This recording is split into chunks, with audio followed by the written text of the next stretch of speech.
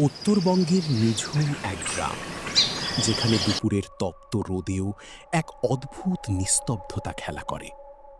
গ্রামের শেষ প্রান্তে এক পুরনো দোতলা বাড়ি।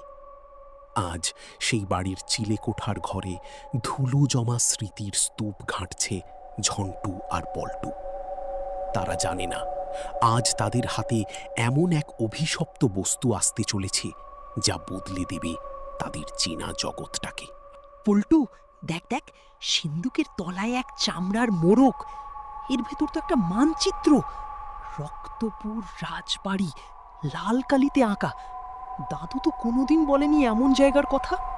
পল্টু, ঝন্টু, আমার কেন জানি ভালো ঠেকছে না রে। দাদুর জিনিস না বলে ধরা কি ঠিক হলো? নিচে নামতেই দাদুর সাথে ধাক্কা।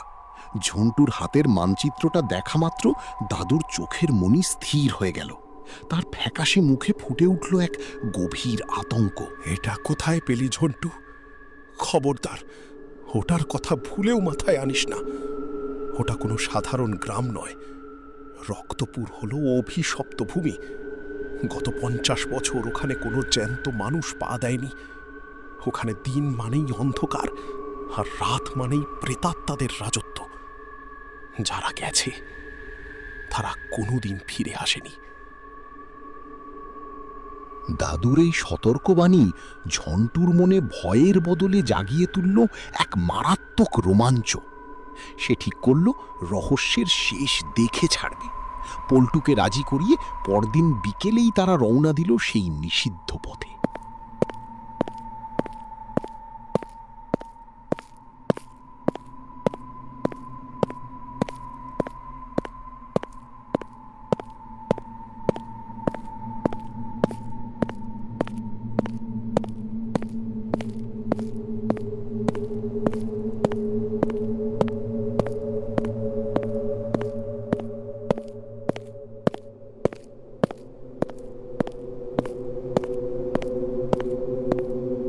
বিকেল গড়িয়ে সন্ধ্যা নামার আগেই চারপাশটা রহস্যময়ভাবে কালো হয়ে এল।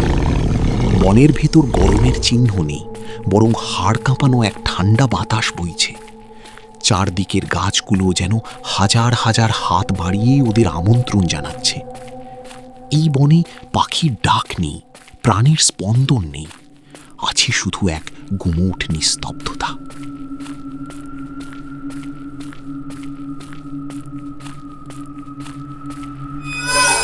ঝন্টু, কে যেন আমাদের পেছনে হাঁটছে রে। আমি দাঁড়ালেই ও দাঁড়িয়ে যাচ্ছে। ভয় পাস না পল্টু, এই তো টর্চ আছে, আর দাদুর সেই রূপোর ছুরিটাও সাথে এনেছি। টর্চের আলোটা পাশের এক পুরনো কুয়োর উপর পড়তেই দুজনেই থমকে গেল। সেখানে বসে আছে একটি ছোট মেয়ে। দীর্ঘ কালো চুলগুলো তার হাঁটুর নিচে অবধি নেমে গেছে। এই খুকি, এই গভীর জঙ্গলে তুই একা কি করছিস? মেয়েটি ধীরে ধীরে মুখ তুলল। টর্চের আলো তার মুখে পড়তেই পল্টুর কলজি শুকিয়ে গেল। মেয়েটার কোনো চোখ নেই, নাক নেই, মুখ নেই, যেন একটা মসৃণ পাথরের দেওয়ালের মতো তার মুখ। এক মুহূর্তের মধ্যে মেয়েটি মিলিয়ে গেল কুয়াশায়। শুরু হলো এক অন্তহীন গোলক ধাঁধা। তারপর দুইজনই রওনা দিল সামনে রাস্তার দিকে।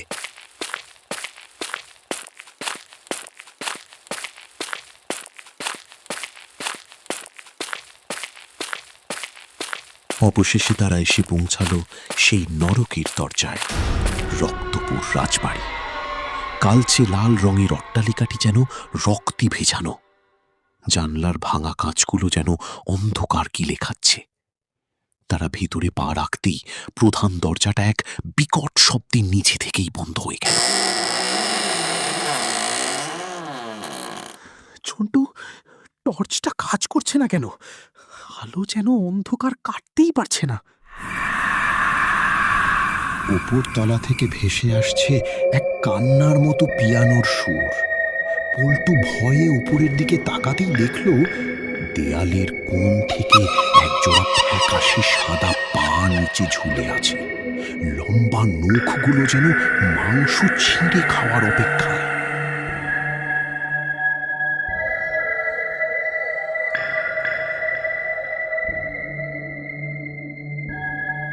রক্তপুর রাজবাড়িতে ঢোকা সহজ, কিন্তু বের হওয়া?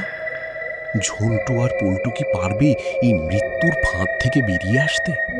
নাকি রক্তপুরের ইতিহাসে আরও দুটো নাম যুক্ত হবে চিরকালের জন্য? জানতে হলে অপেক্ষা করুন পরবর্তী পর্বের জন্য।